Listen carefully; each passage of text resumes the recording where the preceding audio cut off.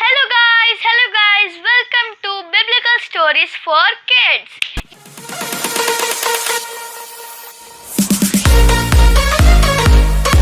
ये हमारी second episode है और आज इस सेकंड एपिसोड के अंदर हम जिसकी स्टोरी सुनने वाले हैं वो है प्रॉफिट डैनियल यानी कि दानियल नबी। और अगर आपको ये स्टोरी अच्छी लगे तो इसे लाइक करें और इसे दूसरों के साथ शेयर भी करें। आइए हम अपने स्टोरी की तरफ बढ़ते हैं।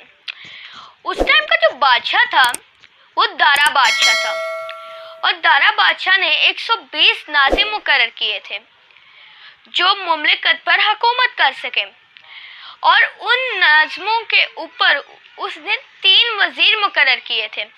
गाइस, कितने वज़ीर मुकर्रर किए थे? 3 वज़ीर। और उसके अंदर एक दानियल भी था।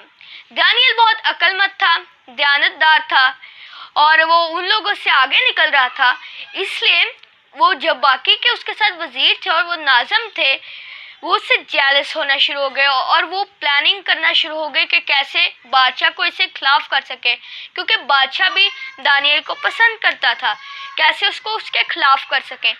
सो उन्होंने हाकिमों ने, नाज़िमों ने और साथ नाज़िमों ने और उन वज़ीरों ने आपस में बातचीत की, मुशावरत की और फिर बादशाह के पास जाके बोले, आप एक फरमान जारी कीजिए कि 30 दिन तक आपके सिवा कोई अपने माबूद की इबादत ना करे।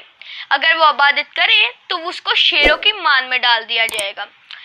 सो उसने ये फरमान जारी कर दिया और जब दानियल ने ये फरमान सुना तो वो बिल्कुल नहीं डरा, क्योंकि वो उसका ईमान मजबूत था और वो खुदा पे ईमान रखता था और इसका ईमान था कि खुदा मुझे छुड़ा सकता है। वो अपने घर गया और उसने खुदा की इबादत की और उन लोगों ने जब देखा तो वो खुदा के पास बादशाह के पास गए और बादशाह को कहा, बादशाह, क्या तुमने फरमान मुकर्रर नहीं किया? दानियल तो अपने खुदा की इबादत कर रहा है, अब तो तुमने तो उसे शेरों की मान में डालना चाहिए क्योंकि उसने नाफरमानी की है। तो उसने उसे अपने दरबार में आके बुलाया और उससे पूछा, क्या ये सच है? उसने बोला, हाँ ये सच है, मैंने ऐसा किया है। तो क्योंकि वो उसका ईमान मजबूत था वो बिल्कुल ना डरा। तो दारा बादशाह ने हुक्म दे दिया कि उसे शेरों की मान में डाल दिया जाए। और जब उसको शेरों की मान में डाला तो वो बिल्कुल नहीं डरा, उसका ईमान मजबूत था और ईमान मजबूत था तो खुदा ने भी उसे बचाया। शेरों की मान में जो शेर थे उनका मुंह बंद हो गया, खुदा ने अपना फरिश्ता भेजा और उनका मुंह बंद हो गया और दानियल को ज़रा सा भी नुकसान ना हुआ, शेर उसको ज़रा से भी नुकसान ना पहुंचा सके।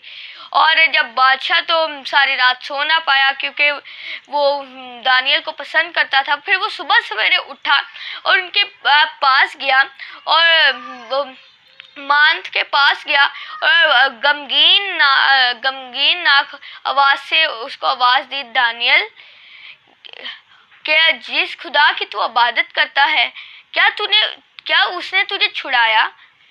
तो उसने आगे से कॉन्फिडेंटली उसे जवाब दिया, उसे कहा, हाँ मेरे खुदा ने अपने फरिश्तों को भेजा और शेरों के मुंह बंद हो गए और वो मुझे ज़रा सा नुकसान ना पहुंचा पाए। और उसने बादशाह ने हुक्म दिया कि उसको बाहर निकाला जाए। तो जब उसको बाहर निकाला तो उन्होंने देखा कि उसको ज़रा सा भी नुकसान नहीं हुआ था। फ्रेंड्स, उसको ज़रा सा भी नुकसान ना हुआ और जिन लोगों ने उसकी शिकायत की थी, जिन लोग जेलस हो रहे थे, उनको उनकी फैमिलीज़ के साथ शेरों की मान में डाल दिया गया और शेर उन पर गालिब आए, उनकी हड्डियां तोड़ दी, उनको खा लिया। सो गाइस, इससे हमें नतीजा मिलता है कि हमें ईमान मजबूत रखना है, चाहे जो भी मुश्किलात हम पे आए, जो भी हालात हम पे आए, हमें अपना ईमान मजबूत रखना है, हमें खुदा पर ईमान रखना है। तो खुदा हमें हर मुश्किलात से, हर हालात जैसे भी हों, उनसे छुड़ा ले आता है। सो गाइस, यकीनन आपने स्टोरी से ब्लेसिंग्स हासिल की होंगी, स्टोरी से सीख हासिल की होगी। तो अगर आपको ये स्टोरी अच्छी लगे इसे लाइक करें। अगर आपने अभी तक हमारा चैनल सब्सक्राइब नहीं किया तो उसे भी जाके सब्सक्राइब करें ताकि और भी हमारे बिब्लिकल स्टोरीज में आपके साथ शेयर कर सकूं। सो मैं आपको मिलता हूँ नेक्स्ट स्टोरी के साथ, तब तक के लिए बाय।